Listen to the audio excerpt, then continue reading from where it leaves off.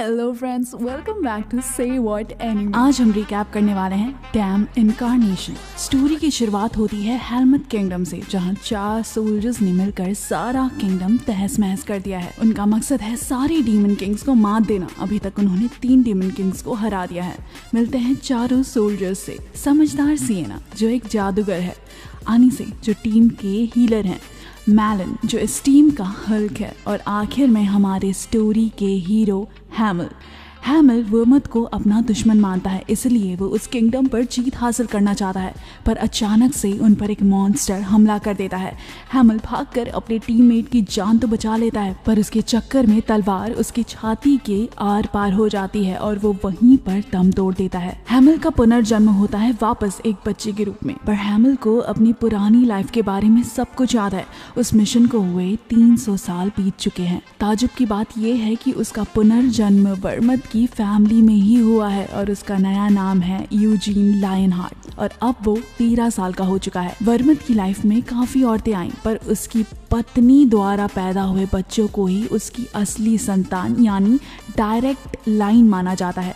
बाकी औरतों द्वारा पैदा हुए संतानों को उसके खानदान का हिस्सा नहीं माना जाता, बल्कि उन्हें इनडायरेक्ट लाइन कहा जाता है, यानी नाजायज संतानें। यूजीन वर्मथ की इनडायरेक्ट लाइन में पैदा हुआ बच्चा है। कुछ ही दिनों में लीनियज सेरेमनी आने वाली है, जहां वर्मथ की सारी संतानें एक दूसरे से कम्पीट करेंगी। जो नाजायज संतानें हैं वो असली तलवार यूज नहीं कर सकती, इसलिए यूजीन लकड़ी की तलवार से प्रैक्टिस करता है।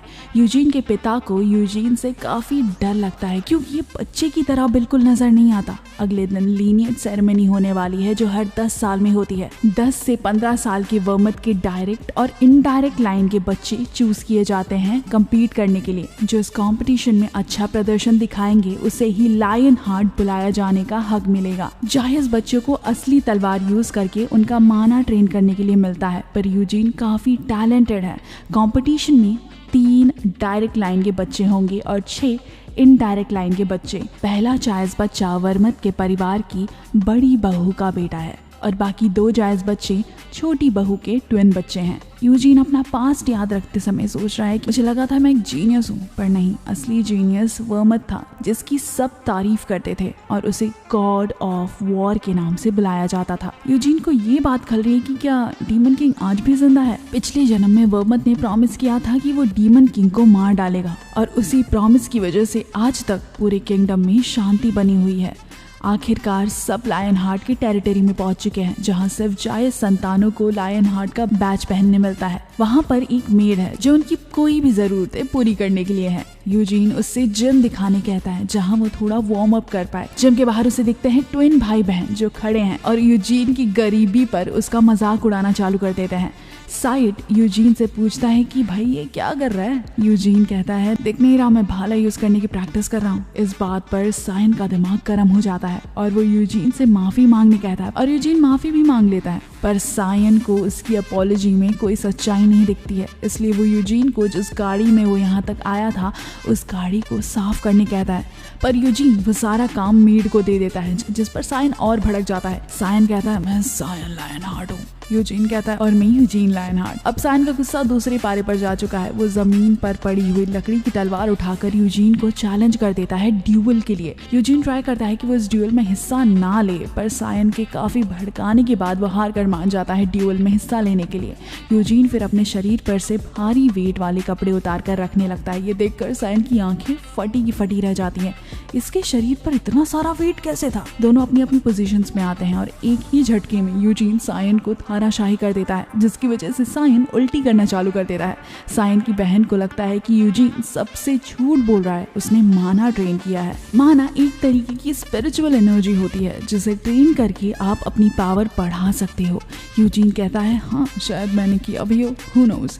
आखिरकार वहाँ पर एक आदमी जिसका नाम हीजर है आकर यूजीन से पूछता है कि क्या हुआ। यूजीन के सब एक्सप्लेन करने के बाद वो किसी तरह ट्विंस को वहाँ से ले जाता है। पहले 2 कॉम्पिटिटर्स आ चुके हैं और बाकी सब कल आने वाले हैं। सायन अपनी मॉम से सब बताता है यूजीन के बारे में। उसे ये सुनते ही गुस्सा आ जाता है कि एक भिखारी ने उसके बच्चे की इस तरह बेइज्जती कर दी। उसी गुस्से में वो अपने बेटे को झापड़ लगा देती है और हीजर को उसे वहाँ से लिए जाकर ट्रेन करने बोलती है।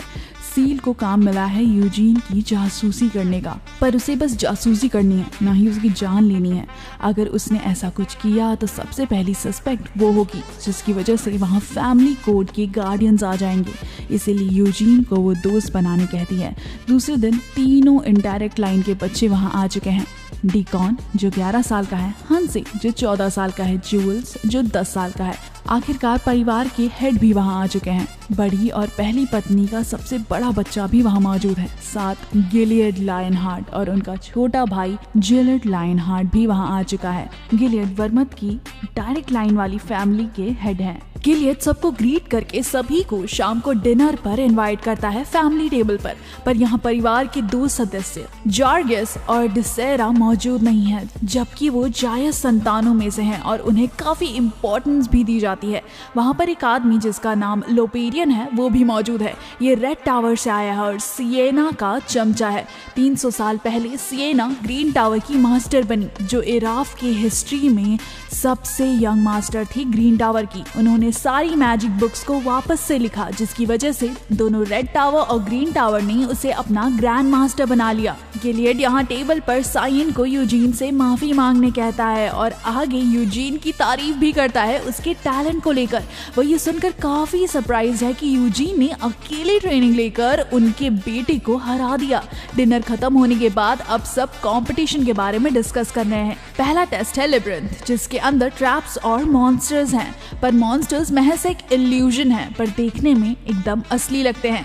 अगर उन्होंने लिब्रिंथ के बॉस को हरा दिया तो वो लायन हार्ट ट्रेजर रूम से कोई भी ट्रेजर उठा सकते हैं। डिनर खत्म होने के बाद सब वहां से निकल जाते हैं, जहां यूजीन के वापस जाते हुए उसकी मुलाकात गर्गस और सैरा से होती है, जो पूछते हैं कि तुमने सच में से इनको हरा दिया। यूजीन हाँ कहकर वहां से चल पड़ता है। बाहर जाकर यूजीन प्रैक्टिस करने लगता है। गार्गस और सैरा वहां आ जाते हैं। सैरा उसे चैलेंज देती है स्पीयर फाइटिंग का और गार्गस जज बनेगा। यूजीन सारा के सारे अटैक्स रोक लेता है और अब सारा को समझ नहीं आ रहा वो आगे क्या करे। वो किसी तरह यूजीन पर अटैक करने में सफल होती है, पर वो उसी पर भारी पड़ जाता है और आखिर में सैरा हार जाती है। गार्गस और डिसेरा यूजीन के साथ टीम बनाना चाहते हैं डायरेक्ट लाइन को डिफीट करने के लिए, क्योंकि ऐसा हिस्ट्री में कभी हुआ नहीं है। दूसरी जगह एनिसीलिया चाहती है कि उसका बच्चा किसी तरह ये कंपटीशन सरवाइव कर ले। वो चाहती है कि आयोड एक लोबेरियन द्वारा चूज कर लिया जाए ताकि वो इस परिवार से थोड़ी समय के लिए दूर रह पाए। उस ट्रेनिंग के बाद उसके बच्चे काफी ज्यादा स्ट्रॉन्ग हो जाएंगे और आगे वही राज करेंगे। कंपटीशन का दिन आ चुका है, जहां लोबेरियन सारे कॉम्पिटिटर्स को मैजिक पावर्स देता है, जिससे वो उनके पसंद का वेपन्स बना सकते हैं। सबको साथ एक नेकलेस भी मिलता है, जिससे उन्हें पता चलेगा कि क्या वो किसी डेंजर में है जब वो लिब्रिंथ के अंदर हो।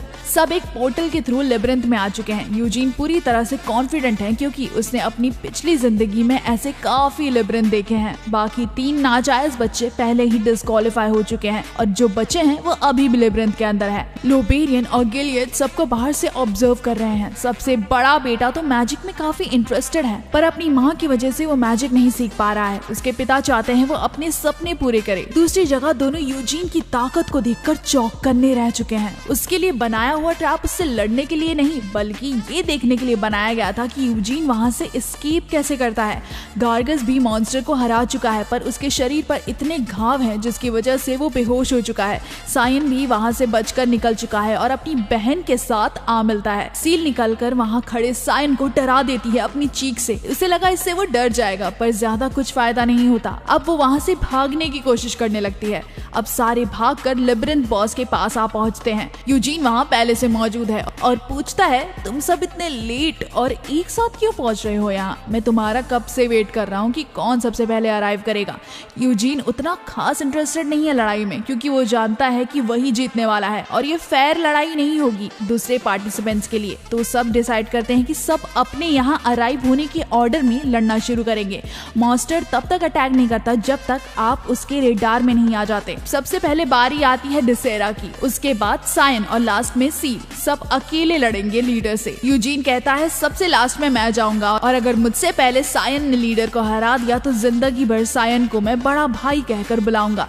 लीडर का नाम है मिनोटॉर और डिसेरा तैयार हो गई है लड़ाई के लिए। जैसे ही लड़ाई शुरू होती है, मिनिटेर उसे उठा के पकड़कर दूर फेंक देता है, उसे कुछ ही सेकंड्स में मात देते हुए। वो उसे इससे ज्यादा अटैक नहीं करेगा क्योंकि वो भी इस वर्ल्ड की इल्यूजन है। अगली बारी है सायन की। उसकी स्वॉर्ड अचानक से काई में चेंज हो जाती है। इससे लड़ने के लिए एक इंसान को 10 साल की माना की प्रैक्टिस करनी पड़ती है, पर काई थोड़ी देर में गायब हो जाती है क्योंकि जिसने लिबरिंथ बनाया था वो एक लोबेरियन था और उसने ऐसा इसलिए किया था क्योंकि वो चाहता था कि सब एक ही लेवल के स्किल्स को यूज करके लड़े। सायन अटैक करना चालू कर देता है और कुछ कट्स करने में सक्सेसफुल हो जाता है, पर जैसे ही वो पैरों की तरफ अटैक करता है उसे नीज से ब्लॉक करके मिनटोर उठाकर फेंक देता है। अब बारी यूजीन की है। वो अपनी स्वॉर्ड उठाकर अटैक करना चालू कर देता है। वो सीधा मिनटोर के सर पर अटैक करता है। जहां उसके तरफ अटैक आता हुआ देख उसे डॉज करके वो दूसरी तरफ चला जाता है, जिसकी वजह से मिनटोर खुद ही को पंच कर लेता है और अब यूजीन ने उसके नेक में स्वॉर्ड घुसा दी है और धीरे धीरे उसकी सारी आर्टरीज काट कर यूजीन मिनटोर को खत्म कर देता है। सायन ये देखकर हिल चुका है और वो अब यूजीन के लिए कुछ फील करना चालू कर देता है। ये नफरत नहीं है पर हल्की सी प्राउड वाली फीलिंग है यूजीन की तरफ। सेरेमनी खत्म हो चुकी है और गिलियड और लोबेरियन दोनों शॉक रह चुके हैं यूजीन की परफेक्शन को देखकर। वो कुछ आदमियों को भेजते हैं यूजीन के गांव उसके पास्ट के बारे में इन्वेस्टिगेट करने, जहां उसे बहुत अच्छे से उसके टैलेंट्स के लिए जाना जाता है। गिलियन लायन हार्ट चाह रहा है कि यूजीन आगे जाकर लायन हार्ट की गद्दी संभाले। उसे कोई फर्क नहीं पड़ता कि वो उसके बेटे से भी ज्यादा टैलेंटेड है। ये खुशी की बात है कि एक टैलेंटेड लायन हार्ट गद्दी पर बैठे और आगे इसका नाम प्रोटेक्ट। गिलियड सारे बच्चों को कांग्रेचुलेट करने के लिए वहां बुलाता है और पूछता है कि बताओ तुम क्यों फेल हुए। आयोड बताता है कि वो मैजिक से डिस्ट्रैक्ट हो गया था। सायन और सील ने लड़ाई तो की पर मिनटोर को हरा नहीं पाए। दूसरी जगह यूजीन को शाबाशी मिलती है और सबके जाने के बाद गिलियड यूजीन को इनवाइट करता है ट्रेजर चूज करने के लिए। रास्ते में गिलियड उसकी तारीफ करता है कैसे वो किसी भी वेपन को आसानी से यूज कर पाता है। पास्ट में वर्मथ भी किसी भी वेपन को यूज कर सकता था, इसलिए उसे गॉड ऑफ वॉर के नाम से जाना जाता था। पर एक और इंसान था जो सारे वेपन्स यूज कर सकता था, जो कि यूजीन अपने पिछले लाइफ में था। गिलियड बताता है उसे वर्मथ से ज्यादा हेमल पसंद था उसके स्किल्स के लिए। यूजीन ये सुनते ही शॉक्ड रह जाता है। गिलियड को गॉड की जगह एक ह्यूमन क्वालिटीज वाला वॉरियर ज्यादा पसंद है। हेमल ने कभी भी वर्मथ के सामने हार नहीं मानी और अंत में अपने दोस्त के लिए जान दे दी। यही खत्म होता है आज का एनीमे एक्सप्लेनेशन। मिलते हैं नेक्स्ट एपिसोड में, तब तक लाइक, कमेंट, शेयर, सब्सक्राइब करना ना भूलें।